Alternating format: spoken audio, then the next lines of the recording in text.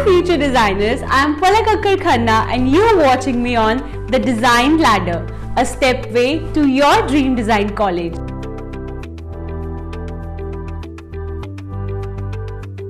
With the short time duration you have in your exam, there are chances that you might forget or get confused amongst what is tone and shade and tint, get confused between the color schemes like monochromatic or achromatic, and a lot of other things that you need to study under color wheel. So I wanted to make a video for all you future designers that will help you retain these color schemes and various important terms related to color theory in a way that you'll never forget, and in the exam when you need to use them or answer any particular question based on this, your mind should take just 1 second to recall them. So just sit back and relax and enjoy watching this video. In our previous video, we learned how to remember the complete color wheel and draw it in just 10 seconds from your memory, which will help you solve the color wheel based questions in the exam extremely quickly.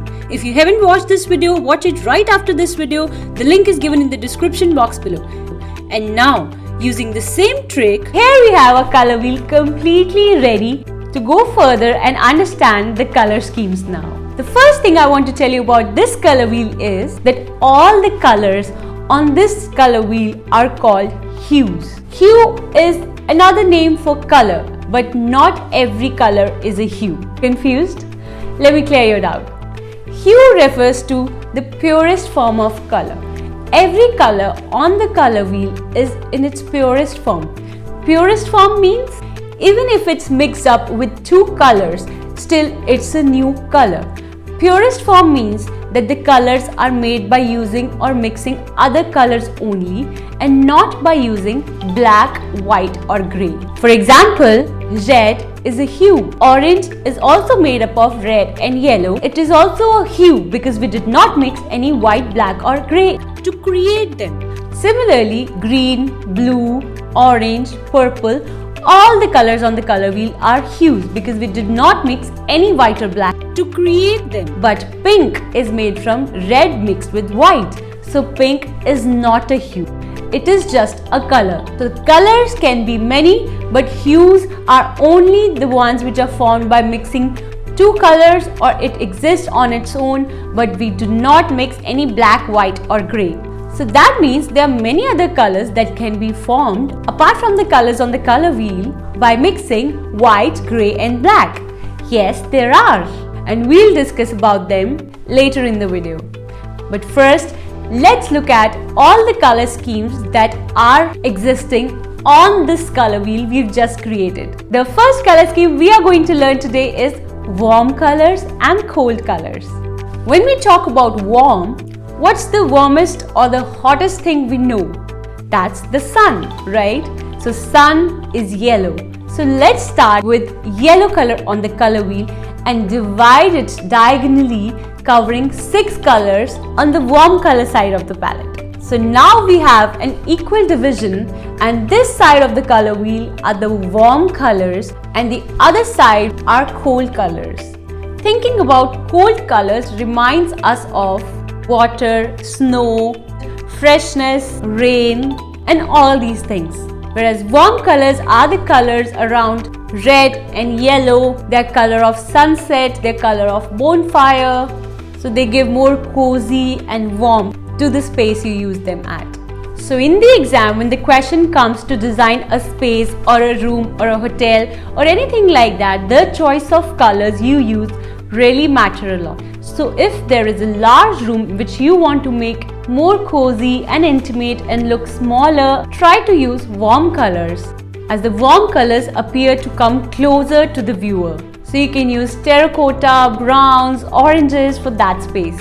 And in case you have a space that is small and you want to give it a freshness and a spacious feel to that room, try to use cold colors because they appear to recede from you and makes a small space even look larger and spacious. So you can use more of greens and blues on the walls or the curtains or the bed linens of that space. So it's easy to remember, right? 6 colors you have in warm colors and 6 in the cold colors. The second color scheme we are going to learn today is complementary color scheme. Now imagine you're in a party and you like somebody a lot and you want to go and give a compliment to them. How would you do that? you'll go in front of that person face to face, and that's how when you can compliment that person that, hello mister, you looking debonair, right? So complementary colors are the colors which stand in front to each other face to face on the color wheel, because that is only the way you can complement each other, right? So that means these opposite set of colors on the color wheel are complementary colors. For example, green and red, orange and blue, yellow and purple, and so on. So now word complementary will always remind you of standing in front of the other person and complimenting face to face, standing opposite to each other. Complementary color schemes make the things stand out. You might have noticed some of your favorite sports team using complementary colors. Now let's look at this image and see which color do you notice first. Since it's all blue, our eyes immediately notices the orange color that's put on the main button, Get Started Free Now. So when eyes look at one color for a long time, it needs a visual break, and immediately the things that is standing out, our eyes goes to that. So this color scheme is used to highlight a particular thing amongst all the other things, as it is a contrasting color scheme. Next on the list is split complementary colors. Split complementary is a situation when you ask the friends by your side to compliment that person and you yourself stay quiet. So that is split complementary situation. So split complementary color scheme is used when you want to use 3 colors instead of just 2 colors that complement each other. So instead of choosing the direct opposite of the color, you choose the 2 adjacent colors on the sides of the main color, and these 3 form a split complementary color scheme. Split complementary color scheme does not add the same amount of tension as the complementary color scheme does, but still it is visually very appealing and gives more variety to your eyes and make things dynamic and catchy. These are mostly used for interiors, bed linens, toys, cushions, and etc. for the kids' room, as they are very attractive and catchy. The 4th color scheme we are going to talk about today is analogous color scheme.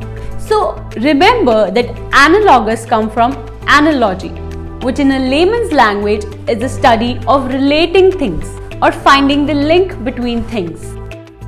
So for example, you are again in a party and you find the people you are linked with or people you are related to or your relatives. What will you do? You'll just go and sit with them, right? You'll sit with the people you belong to. People from the same family all sit together.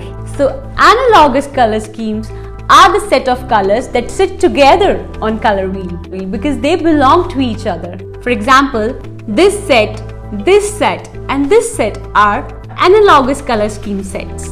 As these color schemes have similar hues, they create a very relaxing and pleasing visuals. They aren't opposite or standing out or clashing like in complementary color scheme. Instead, they create a very subtle and beautiful surroundings. So you can use this color scheme for your living rooms or drawing rooms or spaces around the beach where you want to relax and enjoy. Next is Triad Color Scheme. So tri comes from triangle. So this is a color combination that is made of 3 different colors equally spaced around the color wheel. So this is one triad color scheme, this is another triad color scheme, and so on. Next is Tetrad Color Scheme. So tetra, if you've read in geometry, means 4. So this is the color combination made of using 4 colors that are made up of 2 complementary pairs. And a very similar one is the square color scheme that is made of combination of 4 colors equally spaced in the color wheel, and they are also 2 set of complementary colors.